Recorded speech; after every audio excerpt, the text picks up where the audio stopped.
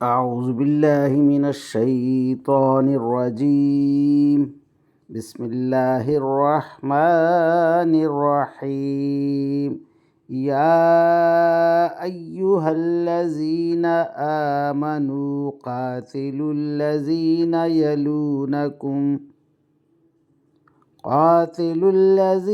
يلونكم من الكفار وليجدوا فيكم غلظة واعلموا أن الله مع المتقين.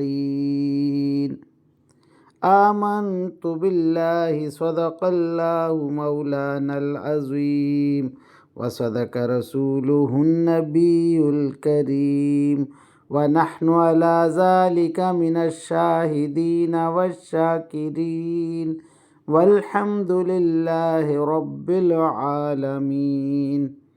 ابھی آپ کے سامنے سورہ التوبہ کی آیت نمبر 123 کی تلاوت کی گئی۔ انشاءاللہ کچھ ہی دیر بعد عزت مآب راؤ شاہنواز صاحب اس آیت کا ترجمہ، تشریح اور تفسیر بیان فرمائیں گے۔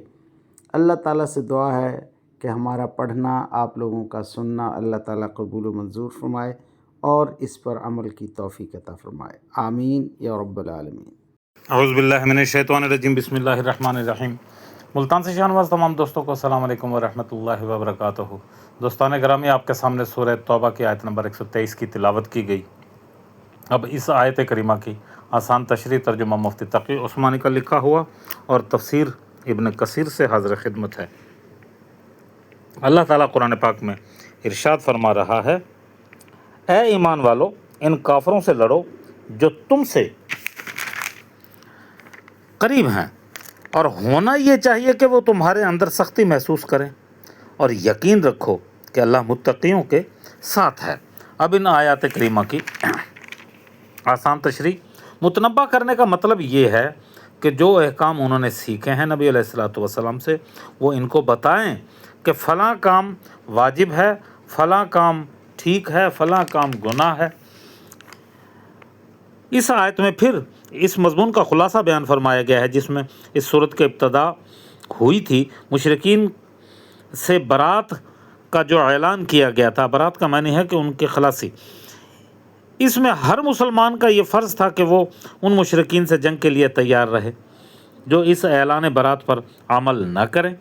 جیسا کہ شروع میں عرض کیا گیا، وہ نو مسلم جو فتح مکہ کے بعد مسلمان ہوئے تھے، ان کے دل میں اپنے مشرک رشتہ داروں کے لیے نرم گوشہ ہو سکتا تھا، لہٰذا آخر صورت میں انہیں دوبارہ متوجہ کیا جا رہا ہے کہ جس طرح اسلام کی تبلیغ میں ترتیب یہ ہونی چاہیے کہ انسان اپنے قریبی لوگوں سے اس کا آغاز کرے، اسی طرح جب جنگ کی نوبت آ جائے تو اس میں بھی یہی ترتیب ہونی چاہیے کہ پہلے ان لوگوں سے جنگ ہونی چاہیے جو تمہارے قریب تر ہیں، ان کے بعد دوسروں کا نمبر آئے گا۔ اب ان آیات کریمہ کی تفسیر ابن کثیر سے عنوان ہوتا ہے جہاد فرض ہے، جہاد واجب ہے، اور اپنے نزدیک سے شروع کیا جائے۔ حضرت ابن عباس رضی اللہ تعالیٰ عنہ سے مروی ہے کہ عرب کے ہر قبیلے کے لوگ جوک در جوک حضور کے پاس آنے لگے۔ یہ لوگ آپ صلی اللہ علیہ وسلم سے امور دین پوچھنے لگے، اور نبی کریم صلی اللہ علیہ وسلم سے پوچھتے تھے کہ ہمیں کیا خدمت انجام دینی چاہیے، اور کہتے ہیں کہ ہم اپنے قبائل میں جائیں تو کیا کریں۔ تو حضور علیہ السلام نے انہیں اطاعت اللہ، اطاعت رسول کی تلقین کی، اور کہتے کہ اپنے لوگوں میں جا کر صلاۃ و زکوٰۃ پھیلاؤ۔ وہ اپنی قوم میں آ کر صاف کہہ دیتے کہ اگر اسلام لاتے ہو تو ہم تمہارے ساتھ ہیں، ورنہ نہیں، اور انہیں اللہ سے ڈراتے، حتیٰ کہ ایسا ہدایت یافتہ شخص اپنے کافر ماں باپ سے بھی قطع تعلق کر لیتا۔ اور نبی علیہ السلام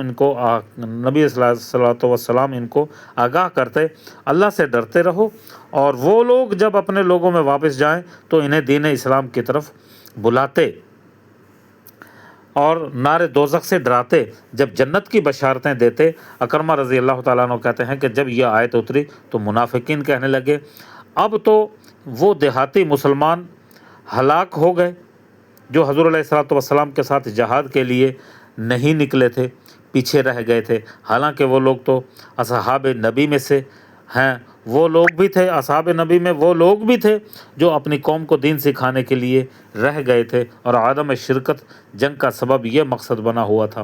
چنانچہ اللہ تعالیٰ نے فرما دیا کہ یہی لوگ جنگ کے لیے کیوں جائیں، بعض لوگ دوسرے کو دین سکھانے کے لیے رہ کیوں نہ جائیں۔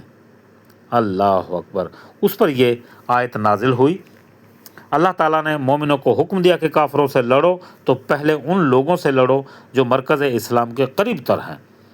اس لیے حضور علیہ الصلوۃ والسلام نے مشرکین سے جنگ شروع کی تو جزیرہ العرب سے ابتدا کی، اور مکہ، مدینہ، طائف، یمن، یمامہ، حجر، خیبر، حضرت موت، غرض کے یہ تمام جزیرہ عرب کے دوسرے لوگوں کو پہلے فتح کر لیا اور مسلمان بنا لیا، اور عرب کے قبائل دین اسلام میں جوک در جوک شامل ہونے لگے۔ تو اب اہل کتاب سے جنگیں شروع ہونے لگیں اور روم سے جنگ کا ارادہ ہو گیا۔ یہ لوگ جزیرہ عرب سے قریب رہنے والے ہیں، اس بات کی ضرورت ہے کہ وہ دعوت اسلام کی سب سے پہلے انہیں ہی دی جائے۔ اللہ اکبر۔ اس لیے بھی کہ وہ اہل کتاب ہیں، لیکن تبوک تک پہنچ کر آگے نہ بڑھے اور واپس ہو گئے۔ اللہ اکبر۔ وآخر دعوانا ان الحمد للہ رب العالمین۔ آمین یا رب العالمین۔